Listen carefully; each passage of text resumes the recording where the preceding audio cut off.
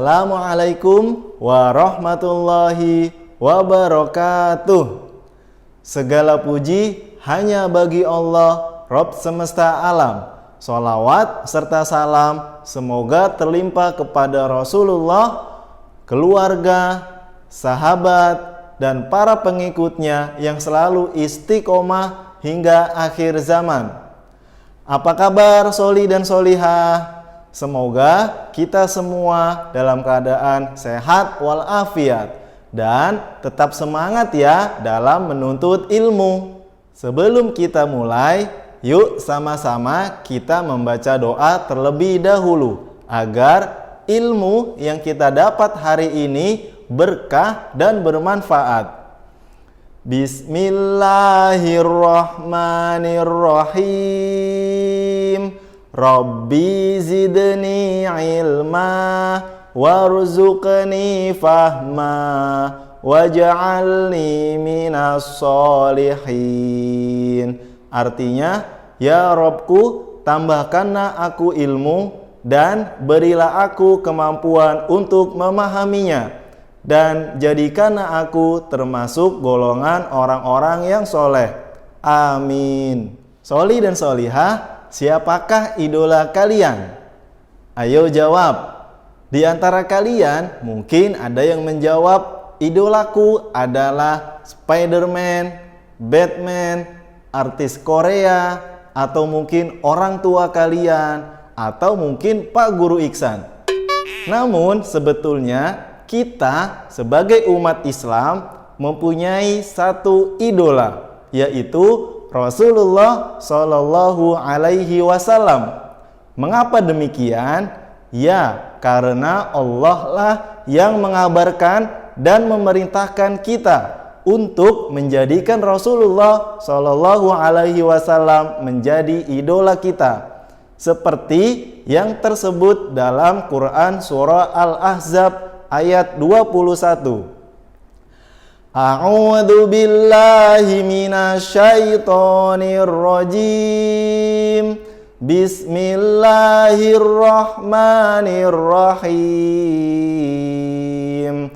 Laqad kana lakum fi Rasulillahi uswatun hasanah liman kana yarjullaha wal yawmal akhir wa dzakarallaha katsira. Artinya, sesungguhnya telah ada pada diri Rasulullah Shallallahu Alaihi Wasallam suri teladan yang baik bagimu, yaitu bagi orang-orang yang mengharapkan rahmat Allah dan kedatangan hari kiamat, dan yang banyak mengingat Allah. Rasulullah Shallallahu Alaihi Wasallam adalah teladan yang baik. Beliau memiliki akhlak yang begitu mulia. Beliau Shallallahu Alaihi Wasallam diutus oleh Allah untuk membawa kasih sayang kepada seluruh penghuni dunia, termasuk manusia, jin, hewan, dan tumbuhan. Kali ini Pak Guru Iksan akan menyampaikan materi tentang kisah Nabi Muhammad Shallallahu Alaihi Wasallam.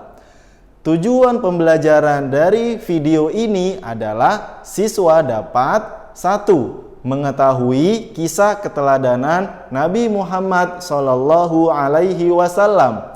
Yang kedua, siswa dapat mengetahui sikap siddiq, amanah, tabligh, dan fatonah. Yang ketiga adalah siswa dapat meneladani akhlak Rasulullah Shallallahu Alaihi Wasallam. Dan yang keempat adalah siswa dapat memiliki sikap yang seimbang antara hak dan kewajiban, seperti yang dicontohkan oleh Rasulullah Shallallahu Alaihi Wasallam.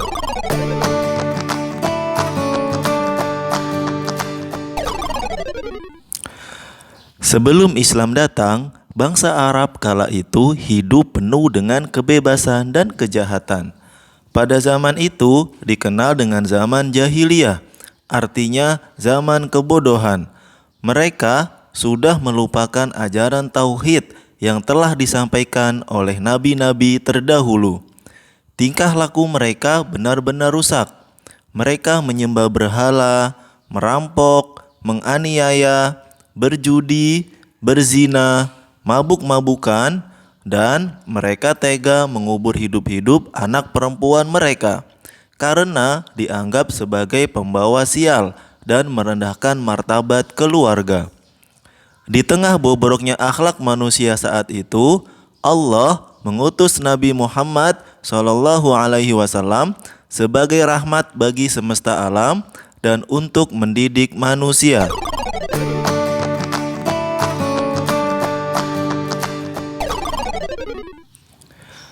Menjelang usia 40 tahun, Nabi Muhammad SAW sering berdiam diri di Gua Hiro yang berada di Jabal Nur. Nabi Muhammad SAW biasa berdiam diri setiap hari di Gua Hiro. Beliau beribadah dengan khusyuk, memohon kepada Allah Subhanahu wa taala agar bangsanya bebas dari kemusyrikan dan kebodohan. Disinilah muncul malaikat Jibril yang datang atas perintah Allah. Malaikat Jibril memeluk Nabi dan berbisik di telinga Nabi, "Bacalah." Nabi Muhammad SAW menjawab, "Aku tidak bisa membaca." Malaikat Jibril memeluk erat kembali dan lagi-lagi menyuruh Nabi untuk membaca. Jawaban yang sama pun diberikan oleh Nabi Muhammad SAW. Setelah ketiga kalinya malaikat Jibril memeluk, barulah Nabi Muhammad SAW mulai membaca dengan mengikuti ucapan malaikat Jibril. Nabi Muhammad SAW membaca surah Al-Alaq ayat 1-5 dibantu oleh malaikat Jibril. Dengan datangnya wahyu Allah Subhanahu wa taala yang disampaikan malaikat Jibril menandakan bahwa Nabi Muhammad SAW telah diangkat menjadi nabi dan rasul bagi umat manusia. Sepulang dari Gua Hiro, beliau meminta istrinya yaitu Khadijah untuk menyelimuti dirinya. Tubuh beliau menggigil. Keesokan harinya, Khadijah mengajak Nabi Muhammad SAW menemui Warokah bin Naufal. Ia adalah sepupu Khadijah yang mengetahui perihal turunnya Nabi terakhir dan memahami kitab-kitab Yahudi dan Nasrani. Setelah mendengar cerita tentang kejadian yang dialami Nabi Muhammad SAW, Warokah mengatakan kepada Khadijah bahwa suaminya merupakan orang yang telah dipilih oleh Allah untuk menjadi nabi. Rasulullah SAW mulai berdakwah kepada kaum Quraisy. Rasulullah berdakwah dengan penuh iman, ilmu, dan amal. Rasulullah SAW memperlihatkan akhlak yang sangat mulia kepada para sahabat. Sifat terpuji yang dimiliki oleh Rasulullah SAW diantaranya sebagai berikut. 1. Siddiq. Siddiq artinya benar. Maksudnya Nabi Muhammad SAW selalu bersikap dan berkata benar atau jujur. Nabi Muhammad SAW tidak pernah bersikap dan berkata tidak benar atau bohong. Contohnya adalah saat Nabi Muhammad SAW membawa barang dagangan Khadijah. Beliau menyerahkan seluruh hasil keuntungan dagang kepada Khadijah. Beliau SAW pun dalam berdagang selalu berkata benar. Tidak ada cacat barang dagangan yang beliau sembunyikan kepada para pembeli. Sebagai anak muslim, kita tidak boleh berkata bohong, baik kepada orang tua, guru, maupun teman. Jika berbohong, kamu akan dibenci oleh Allah Subhanahu wa taala dan orang-orang yang kamu bohongi. Sebaliknya, jika kamu bersikap dan berkata benar, maka Allah Subhanahu wa taala dan semua orang akan menyayangimu. Yang kedua adalah amanah.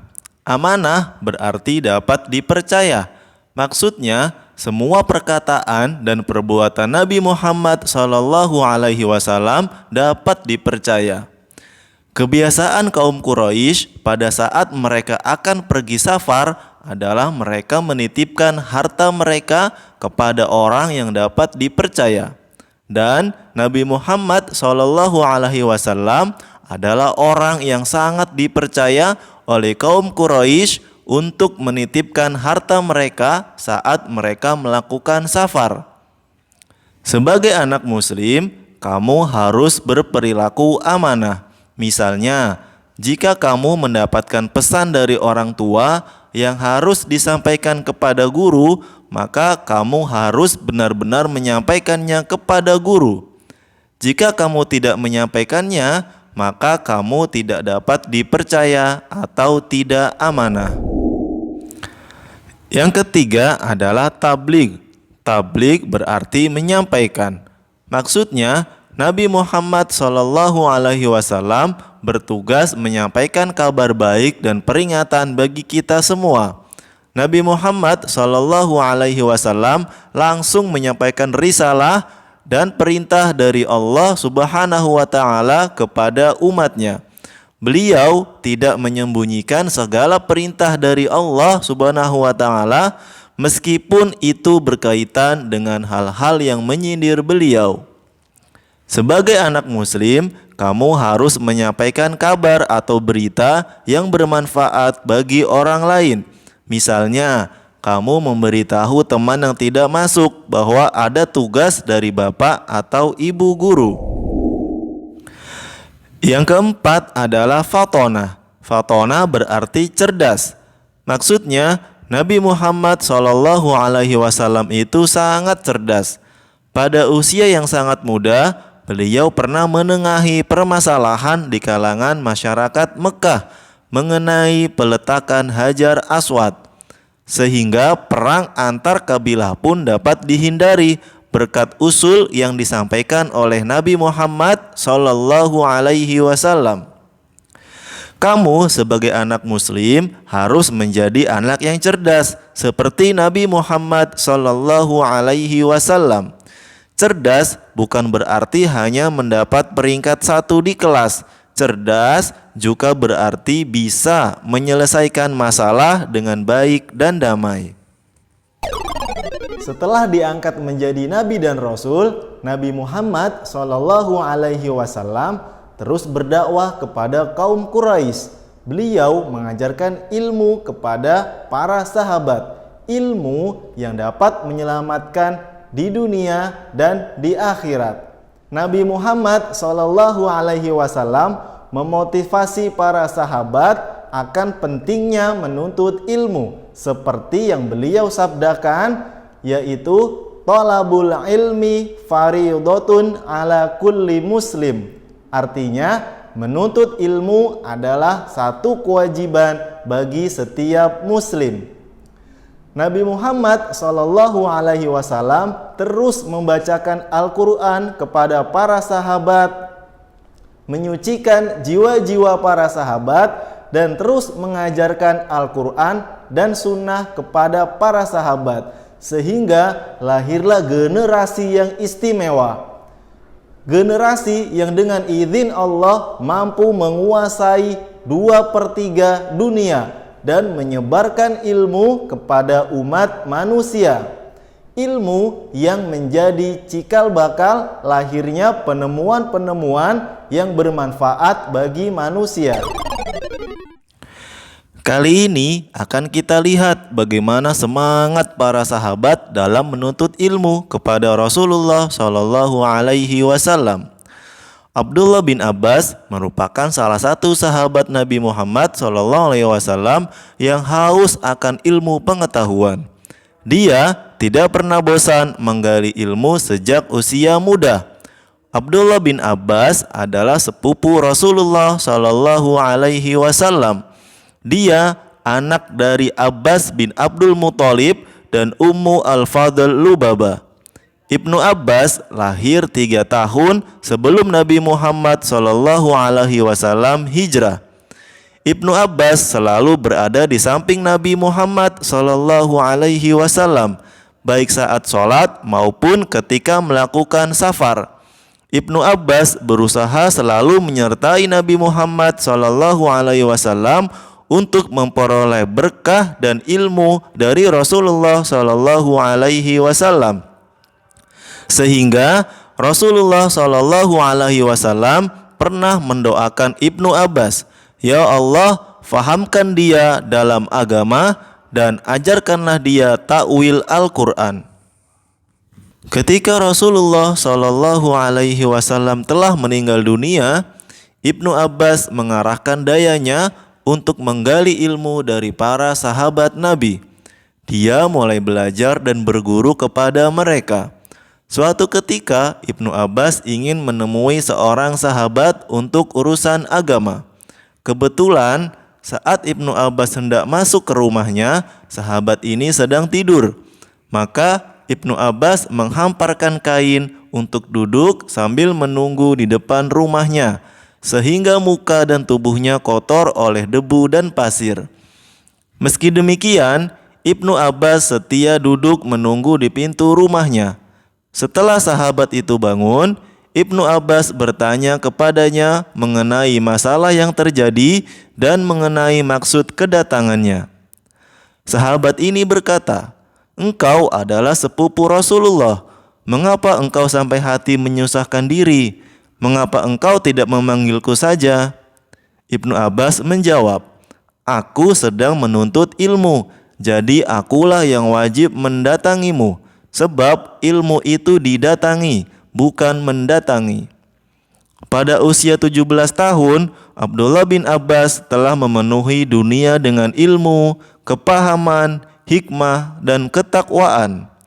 Ibnu Abbas dikenal dengan gelar Turjuman Al-Quran atau penafsir Al-Quran, Habrul Ummah atau guru umat, dan Ra'isul Mufassirin atau pemimpin para mufassir. Karena keilmuannya yang sangat luas, Ibnu Abbas mampu mencapai kedudukan sebagai penasihat khalifah walau usianya masih sangat muda. Tidak akan pernah bosan Pak Guru Iksan sampaikan bahwa Nabi Muhammad SAW merupakan manusia yang paling sempurna. Beliau pantas dijadikan suri teladan bagi kita.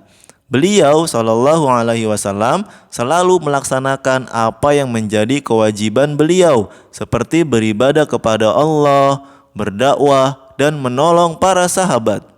Tidaklah seluruh kewajiban yang diberikan oleh Allah kepada beliau, melainkan sudah beliau laksanakan dengan baik. Sebagai seorang muslim, kita harus bisa mencontoh beliau dalam melaksanakan kewajiban-kewajiban kita. Tidaklah pantas bagi kita selalu meminta hak tanpa melaksanakan kewajiban dengan baik. Contoh kewajiban kita adalah beribadah kepada Allah, membantu orang tua, belajar, dan menerapkan adab-adab dalam menuntut ilmu seperti ikhlas karena Allah, bersungguh-sungguh dalam menuntut ilmu, penuh penghormatan terhadap guru, tidak sombong dengan ilmu yang sudah kita kuasai, dan mengajarkan ilmu kepada orang lain sehingga kita menjadi pribadi yang bermanfaat bagi orang lain. Sedangkan hak kita adalah kita berhak mendapatkan pelajaran yang baik di sekolah, berhak mengajukan pendapat saat diskusi, berhak bertanya apabila belum mengerti, dan berhak mendapatkan kasih sayang. Setiap warga negara memiliki hak dan kewajiban yang sama. Sesama warga negara harus saling menghargai dan menghormati. Oleh karena itu, setiap warga negara harus bisa menggunakan haknya dengan benar dan menunaikan kewajibannya dengan baik. Pelaksanaan hak dan kewajiban harus dilakukan secara seimbang. Demikianlah pelajaran yang dapat Pak Guru Iksan sampaikan. Allah Subhanahu wa taala menjadikan Nabi Muhammad SAW memiliki akhlak yang sangat mulia.